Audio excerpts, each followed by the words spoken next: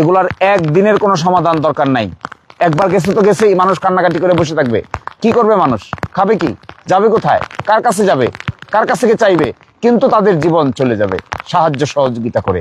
কিন্তু ভবিষ্যৎ, পরের বছর, তারপরের বছর, তারপরের বছর, এগুলো যদি মুক্তি দিতে না পারেন তাহলে এখানে এসে সরকারের দায়িত্ব পালন হবে না।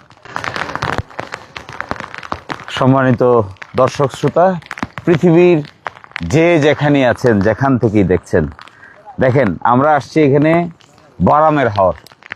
ওদিকে আছে দল, কাদিরপুর, এদিকে হলো দিরাই। এবং এখানে এই হাওরে এসে পুরা হাওরে মানুষ জমি কাটতে পারেনি। এবং এইভাবে সোনালী ধান তলিয়ে যাচ্ছে।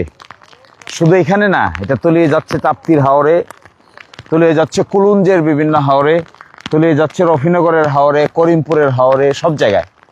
দেখেন এগুলো, এই ধান যারা কাটছে, এটা কাইটে আরো মহাবিপদে পড়ছে।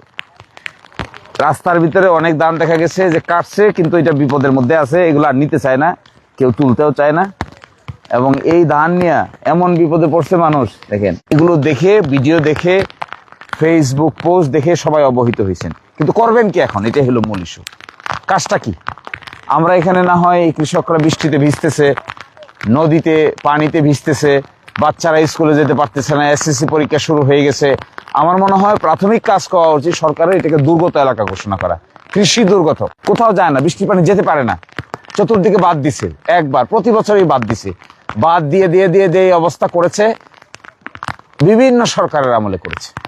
এখন যদি এগুলোকে নিয়ে সমন্বিত পরিকল্পনা না করা হয়, এই সমন্বিত পরিকল্পনা কোথায় করবেন? এই সমন্বিত পরিকল্পনা ঢাকায় বসে করবেন, বড় করে করবেন।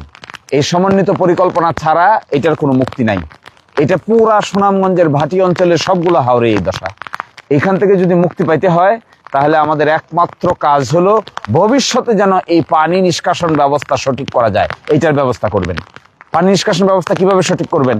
পানি নিষ্কাশন ব্যবস্থা সঠিক করতে গেলে আপনাকে বৃষ্টি হবেন। এখানে কিন্তু চৈত্র মাসে এমন শুকাইছিল যে মানুষ বৃষ্টির জন্য ধানে পানি দিবে কোথা থেকে তার ব্যবস্থা ছিল না, সেচ প্রকল্প ছিল না, সেচের কোনো ব্যবস্থা ছিল না। তো চৈত্র মাসে পানি নাই, আর বৈশাখ মাসে এমন পানি আসছে যে একেবারে সব শেষ। তো এই জন্য আমি আপনাদেরকে অনুরোধ করতে চাই, এগুলার একদিনের কোনো সমাধান দরকার নাই। একবার গেছে তো গেছেই, মানুষ কান্নাকাটি করে বসে থাকবে। কি করবে মানুষ? খাবে কি? যাবে কোথায়? কার কাছে যাবে? কার কাছে চাইবে? কিন্তু তাদের জীবন চলে যাবে সাহায্য সহযোগিতা করে। কিন্তু ভবিষ্যৎ, পরের বছর, তারপরের বছর, তারপরের বছর, এগুলো যদি মুক্তি দিতে না পারেন তাহলে এখানে এসে সরকারের দায়িত্ব পালন হবে না। সরকারের দায়িত্ব পালন করতে গেলে মেগা প্রকল্প লাগবে, মেগা প্রকল্প। এই মেগা প্রকল্প এইভাবে 2, 4, 10 কোটি 20 কোটি টাকার বিষয় নয়। মেগা প্রকল্প প্রয়োজন হলে 500, 1000 কোটি টাকার প্রকল্প লাগবে। খনন করবেন, পানি থাকার ব্যবস্থা করবেন, পানি যেটা আসবে এটা নিষ্কাশনের ব্যবস্থা করবেন, বাস শেষ। যথেষ্ট সুইচ গেজ করবেন, একটা হাওর থেকে আরেকটা হাওরকে আলাদা করবেন। এবং আমি যেগুলো বলছি এগুলো আমার ইনস্ট্যান্ট বুদ্ধির কথা, কিন্তু ইঞ্জিনিয়ার ডাকলে পৃথিবীর বিভিন্ন দেশে এই সমস্ত হাওর আছে, ধান চাষ প্রকল্প আছে, এগুলো তাদেরকে ডেকে বসে যদি প্রকৃত সমাধান করতে পারেন তবেই আমি মনে করব কৃষকদের জন্য কিছু করা হয়েছে। আর যদি তা করতে না পারি তাহলে বছরের পর বছর এগুলা ঘটবে, আর আমরা শুধু দেখব, আমাদের কৃষকরা কানবে। কি যে টেনশন আমি দেখলাম, এই যে একটু আগে দেখেন সিএনজি যাচ্ছে, সিএনজি উল্টায় পড়ে যাচ্ছে, মোটরসাইকেল কি রিস্ক করে যাচ্ছে। এই সমস্ত জায়গা থেকে একটু মুক্তির ব্যবস্থা করতে হবে আমাদেরকে।